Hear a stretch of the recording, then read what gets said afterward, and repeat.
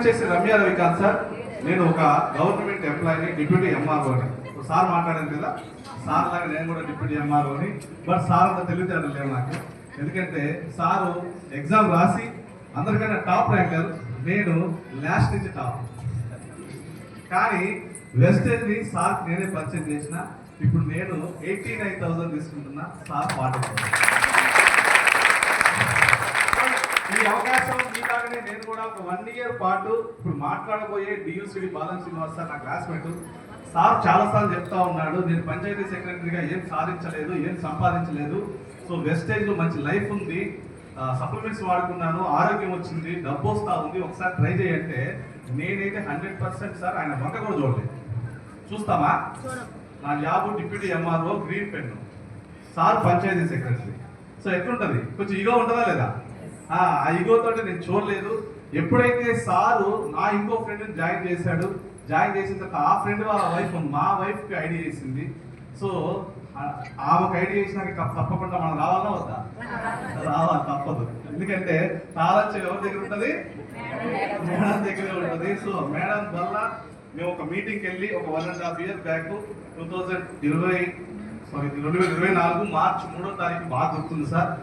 పెద్ద సెమినారు, 2000 మంది seminar, wonderful seminar. ఆ సెమినార్కి వెళ్ళడం ద్వారా అప్పటి వరకు ఉన్న నెగిటివ్ థాట్స్ అన్ని కూడా క్లియర్ చేసుకొని నిజంగా దీంట్లో డబ్బులు వస్తున్నాయి అని చెప్పేసి ఒక క్లారిటీ తీసుకొని ఫస్ట్ నేను హెల్త్ కోసమే వచ్చాను సార్. మా మిస్సెస్కి ఆర్థరైటిస్.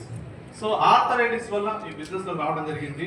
సో మా మేడం ఆర్థరైటిస్కి 8 సంవత్సరాల నుంచి సప్లిమెంట్స్ వాడాలి, మందులు వాడటం వల్ల తగ్గలేదు. కానీ ఒక 6 months సప్లిమెంట్స్ వాడటం వల్ల క్యూర్ అయింది. సో ఎప్పుడైతే సప్లిమెంట్స్ వాడటం వల్ల క్యూర్ అయిందో కొంచెం ధైర్యం వచ్చింది.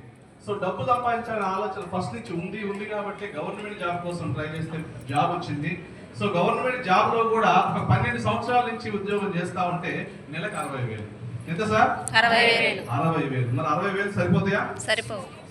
ఎందుకంటే కార్లో తిరగాలనే ఆశ ఉంది, ఇల్లు కట్టాలనే కోరిక ఉంది. సో పిల్లల్ని మంచిగా చదివించాలనే చిన్న కోరికలు కూడా తీరట్లే. ఆ 60,000 తోటి ఈఎంఐలు పెట్టుకుని ఒక ప్లాట్ కొనుక్కుంటే మళ్ళీ ఇల్లు కట్టాలంటే సర్వీస్ మొత్తము అక్కడ ఈఎంఐ తోటి అయిపోతుందనే ఉద్దేశంతో ఏదన్నా చేద్దాం అనుకున్న టైంలో నాకు ఈ అవకాశం పరిచయం.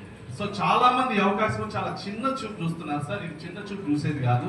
ఎందుకు చిన్న చూపు చూసేది కాదంటే ఒక ఆయమ్మ నిలబడితే ఈరోజు 4 లక్షలు తీసుకుంటాము. ఒక ఆయమ్మ, 2వ తరగతి జరిగే ఆయమ్మ ఈరోజు ఇంటర్నేషనల్ ఫిగర్. సో వెస్టేజ్ లో ఉన్న ప్రతి ఒక్కరికి బీబీ అంటే తెలుసు. మరి ఆ బీబీ ఏం చేసిందంటే సప్లిమెంట్స్ వాడుకుంటూ వెస్టేజ్ లో నిలబడి ఈరోజు గట్టిగా 4 సంవత్సరాలు అప్లైనర్ చేయబట్టుకొని ఎండొచ్చినా వానొచ్చినా ఎవరు పిలిచినా వచ్చినా రాకపోయినా నిలబడితే ఈరోజు 4 లక్షలు తీసుకుంటా ఉంది సార్. 8,000 జీతం ఎక్కడ, 4 లక్షలు నెలకిలకం ఎక్కడ? ఈరోజు 4 లక్షలు సంపాదించాలంటే డిగ్రీలు, పీజీలు, ఎంబీఏలు, బీటెక్లు, అవునా కదా? ఎన్ని టెక్లు ఉన్నా కూడా బయట 20,000 ఇస్తా ఉన్నారు.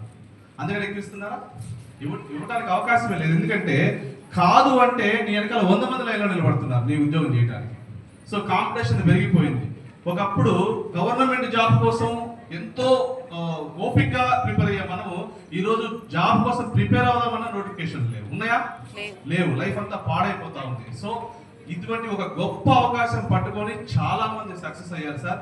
సో టైం లేదు. సో మిమ్మల్ని చాలా ఇబ్బంది పెట్టాం కాబట్టి సో మన గ్రేట్ లీడర్ ఇన్వైట్ చేసుకుందాం.